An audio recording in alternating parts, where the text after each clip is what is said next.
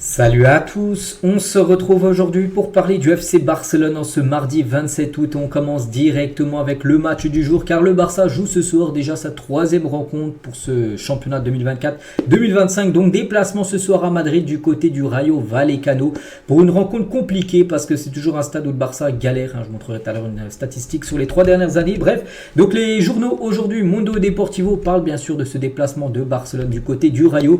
Donc Mundo Deportivo titre un Olmo enfin, et l'autre une parle également de Olmo, avec Olmo allez pour le troisième, donc le troisième, peut-être troisième victoire, parce que pour l'instant le Barça c'est 2/2, peut-être ce soir ce serait 3/3, ce serait un début de saison parfait. Bon, attends, on va déjà voir de ce qui se passe ce soir pour le match, mais voilà, les un titre par rapport à Dani Olmo, parce que Dani Olmo c'est quand même la très bonne nouvelle. Dani Olmo va pouvoir être enregistré par la Liga. Lui qui a loupé les 2 premiers matchs parce qu'il n'était pas enregistré. Et ben pour le match de ce soir, il va être enregistré. L'Espagnol sera enregistré provisoirement jusqu'au 31 décembre prochain. Il faudra après le enregistrer début janvier pour la deuxième partie de saison.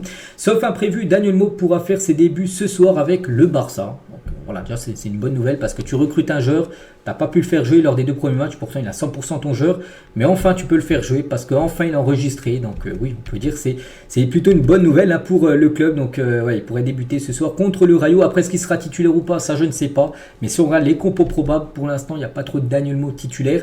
Donc là c'est le journal Marca qui a composé les 2-1. Donc, enfin les 2 compos, mais compris. Donc Ter Stegen au but, pour regarder côté Barça. Donc Balde, Inigo Martinez, Cubarsí, Jules Koundé, défenseur droit. Casado, Marc Bernal, milieu de terrain. Avec Ferran Torres qui pourrait être ailier gauche. Avec Rafinha en numéro 10 et Lamine Yamal à droite et Lewandowski en attaque. Donc le 4-2-3-1 toujours bien sûr pour Hansi Flick. Donc là après c'est une compo probable, ça peut bouger. Et un autre journal, Journal Sport aussi, ils ont dévoilé aussi une compo. Est-ce qu'il y a du changement? Je regarde. Gardien défensif pareil, Bernal, Pedri. Ils ont mis Pedri, Dani Olmo. Ils ont mis Dani Olmo titulaire. Voilà, Dani Olmo à la place du coup de Rafinha qui serait plutôt ailier gauche et du coup Ferran Torres sortirait de l'équipe. Ils ont mis également Pedri à la place de Casado.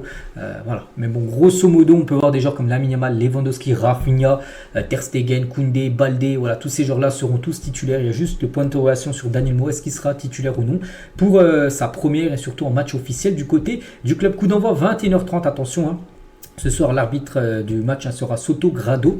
L'arbitre du match et cette rencontre sera diffusée sur DAZN. Bon, en Espagne, je crois que en France, ça va être sur beIN Sport. Bref, Hansi Flick en conférence de presse hier, comme d'habitude, quand je fais l'avant-match, à chaque fois, on revient sur la conférence de presse du coach. Donc, nous avons pris un bon départ en championnat. Oui, 2 matchs et 2 victoires, mais tu peux pas faire mieux. Et nous devons continuer. Les stades comme celui du Rayo sont peut-être petits, mais nous y sommes habitués et prêts à jouer pour gagner ce soir. La question de l'enregistrement, quelque chose que ni le joueur ni l'équipe ne peuvent contrôler. L'enregistrement, par exemple, à Dani Olmo, il a dit la situation est difficile et je crois en le club et j'espère que nous pourrons l'inscrire pour le match de demain. Donc comme j'ai dit, normalement, ça il a fait la conférence de presse hier.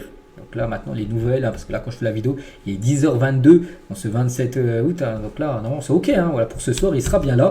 J'espère que Dani Olmo sera inscrit demain pour le match de maintenant de ce soir. Ce serait fantastique, nous verrons ce qui se passera. Normalement c'est ok, il n'y a plus de soucis. Il y a des joueurs qui sont partis ces derniers jours, mais nous aurons besoin aussi que les joueurs restent compétitifs par rapport à tous les départs.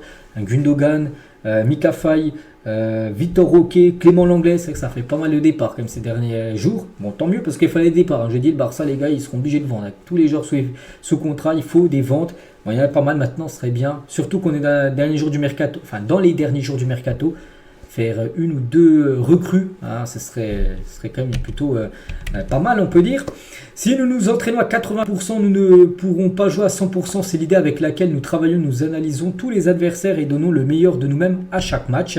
Nous sommes satisfaits de ce que les jeunes joueurs font sur le terrain. Ils pensent à Bernal, à Casado, à tous ces jeunes joueurs, les gars qui sont avec l'équipe première là, en ce début de saison. La qualité de la formation est très bonne. Ils sont concentrés et aussi affûtés. Nous pouvons le voir dans le jeu aussi. Il est vrai qu'il y a la place à l'amélioration, mais nous y travaillons. Je suis concentré sur l'équipe que j'ai maintenant. Si nous pouvons faire venir d'autres joueurs de qualité, ça serait bien. Mais je suis content des joueurs que j'ai.